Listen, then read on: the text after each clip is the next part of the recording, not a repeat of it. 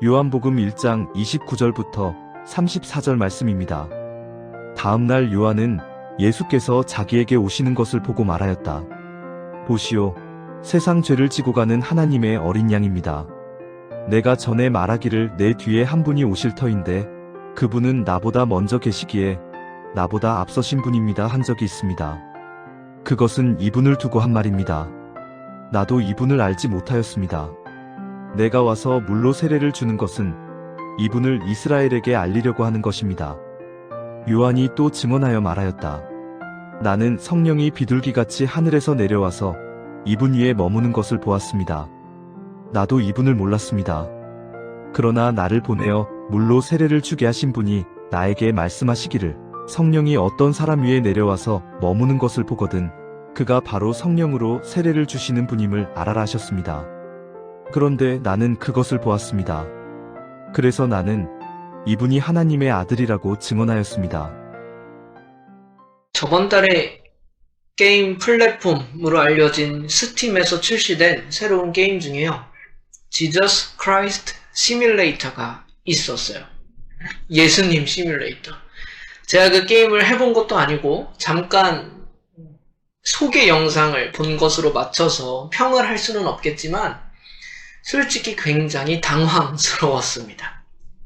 예수님의 생애 속 장면들을 게임에서 구현해서 경험해 보도록 하는 내용의 게임이었던 것 같은데 반응은 확실하게 좀 갈리는 것 같아요.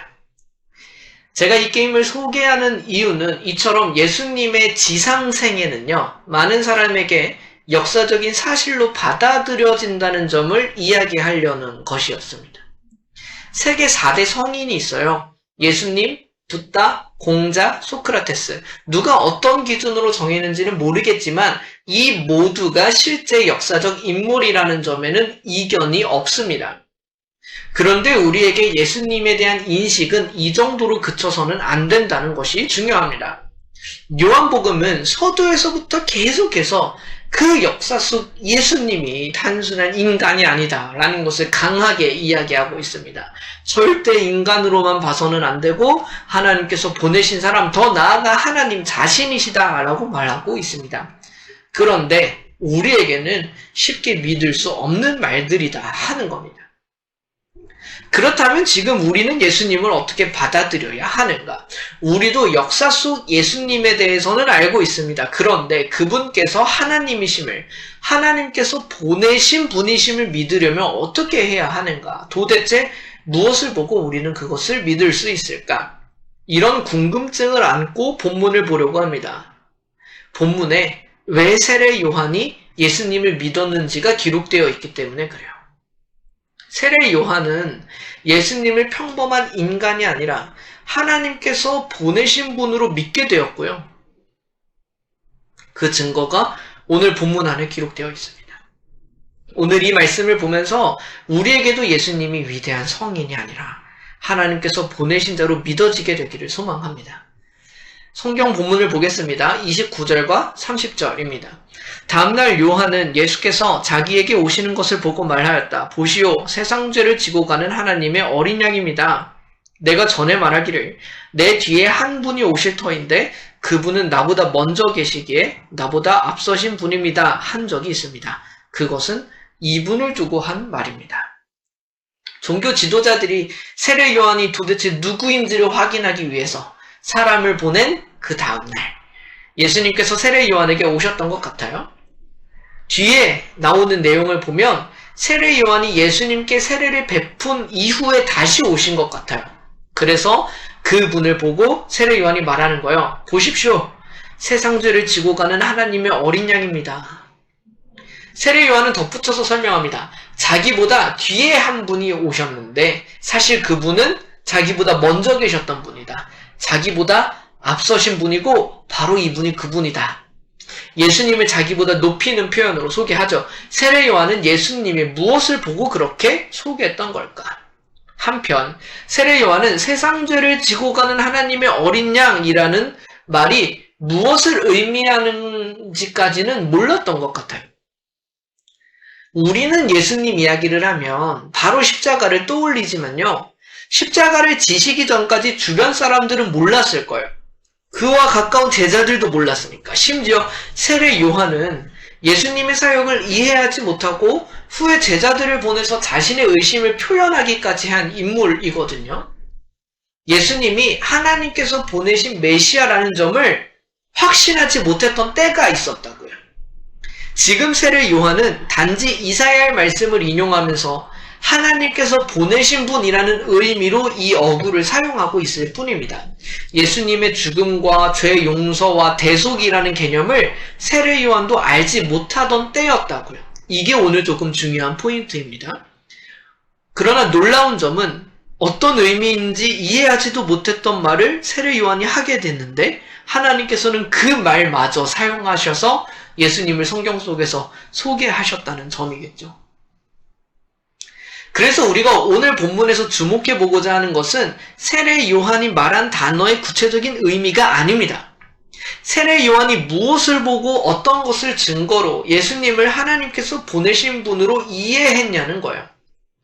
우리는 선입견을 가져서는 안 됩니다. 세례 요한은 무조건 그냥 예수님을 믿었던 사람이고 그의 편에 섰던 사람이 아닙니다. 31절과 33절에 반복되는 표현을 보십시오.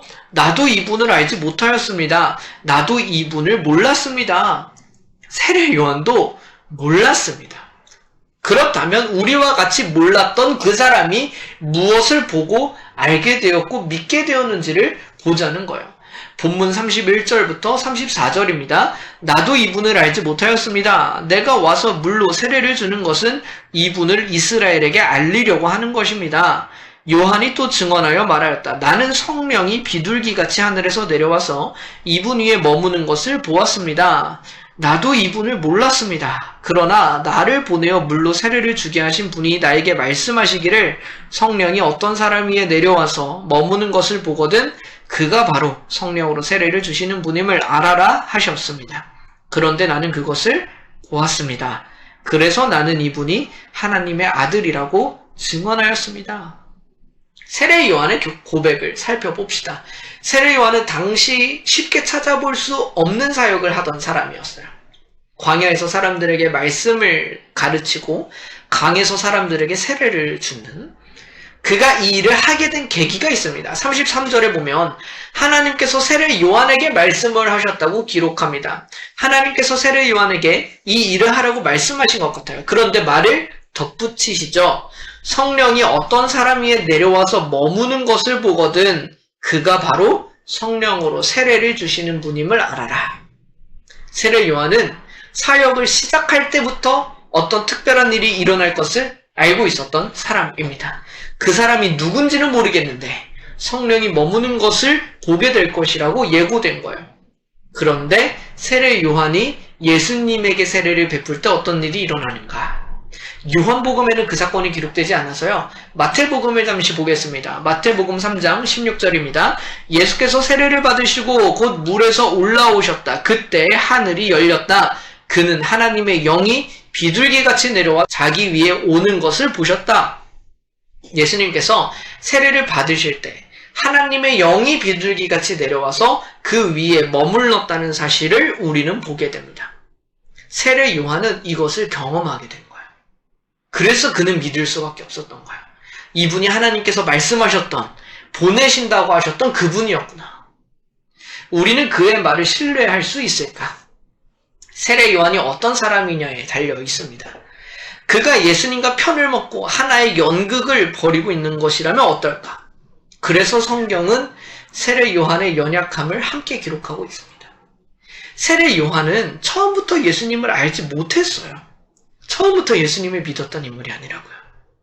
그가 고백한 시점은 예수님께 세례를 베푸는 시점이에요. 심지어 그 이후에도 예수님의 행적들이 자신의 관점에 옳지 않다고 느껴지자 정말 하나님께서 보내신 메시아인지를 다시 의심하기까지 하는 인물이에요. 세례 요한은 예수님의 무조건적인 추종자가 아니었습니다. 그는 의심하던 자였다고요. 그런 그가 예수님을 믿었다는 사실은 특별히 하나님께서 보내신 자로서 예수님을 믿었다는 사실은 중요합니다. 그가 경험했던 하나님과 그 하나님께서 주신 말씀과 그가 예수님을 통하여 경험한 일이 모두 일치했다는 증거이기 때문에 그래요. 성경에 나타나는 사람 혹은 고대 사람이라고 해서 우리와 다르게 비이성적인 사고를 했다고 생각하지 마십시오. 그것이 우리의 편견입니다. 그렇다면 소크라테스를 비롯한 철학자들은 어떻게 그러한 업적을 남겼겠어요? 그렇다면 우리는 어떻게 해야 할까? 세례 요한의 증언을 그저 넘기지 마십시오. 그가 왜 예수님을 믿고 받아들이게 되었는지를 우리가 오늘 본 것입니다. 그는 믿을 수밖에 없었다고 말하고 있고요. 그래서 소개할 수밖에 없었다고 말하고 있습니다. 우리가 경험해보지 못해도 다른 이들의 증언이 믿을만 하다면 받아들이는 것이 올바른 태도 아니겠는가? 그러나 더 나아가서 예수님의 말씀과 사역을 직접 주목해 보십시오. 제발 이미 믿으시는 분들도 단순한 믿음에서 만족하지 마시고 예수님의 말씀과 사역을 보고 더 튼튼한 기반 위에 세운 믿음을 추구하십시오. 아직 믿어지지 않으시는 분들은 이 시대에 종교 같은 것이 가지는 의미가 없다며 따져보지도 않고 버려두지 않으시기를 권면합니다. 예수님의 말씀과 사역을 보십시오. 특별히 세례 요한이 소개하는 것처럼 성령으로 세례를 주시는 분임을 살펴보고 그것이 어떤 의미인지를 살펴보십시오. 2000년에 걸쳐서 이미 그 일이 일어났고요. 계속해서 일어나고 있다는 사실을 알게 될 겁니다. 우리는 또다시 그 일들을 보고 믿음을 가질 수 있을 겁니다. 오늘 우리는 세례 요한의 증언을 들어보았습니다. 예수님을 알아보지 못했던 그가 어떻게 예수님을 알아보게 되었는지, 특별히 그를 하나님께서 보내신 자로 어떻게 믿게 되었는지를 보았습니다. 그는 다른 이득을 취하려는 사람이 아니었습니다. 다만 부인할 수 없는 경험을 한 사람이었을 뿐이에요. 그는 너무나도 확실한 방법으로 예수님의 정체를 믿을 수밖에 없던 사람이었습니다. 그러나 그는 우리와 같은 성품을 지닌 의심할 수밖에 없는 사람이었습니다. 세례 요한의 증언을 유심히 들여다보는 우리에게 그와 같은 믿음이 생기기를 축복합니다. 우리는 세례 요한뿐만 아니라 여러 증인들을 통하여 믿음을 알 수 있고 함께 믿게 될 수 있습니다. 우리 주변에 이미 있는 증언들을 살펴보십시오. 없는 이야기를 하는 것이 아닙니다. 그러나 무엇보다 하나님의 말씀인 성경과 예수님을 보시고 그 믿음을 소유하게 되시기를 권면합니다. 이미 예수님을 믿는다고 말하는 분들도 부디 성경의 증언을 가까이 하시면서 확고한 바탕 위에 그 믿음을 세우시기를 권합니다. 이로써 세례 요한과 같이 예수님이 어떤 분인지를 알게 되고 믿게 되는 그 은혜가 우리 모두에게 임하기를 소망합니다. 잠시 함께 기도하겠습니다.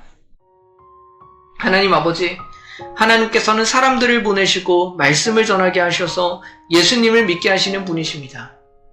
그 하나님의 예비하심을 가볍게 여기지 않고 사람들의 증언을 살펴보고 성경을 펼쳐서 읽고 듣고 예수님을 알고 믿게 하여 주십시오.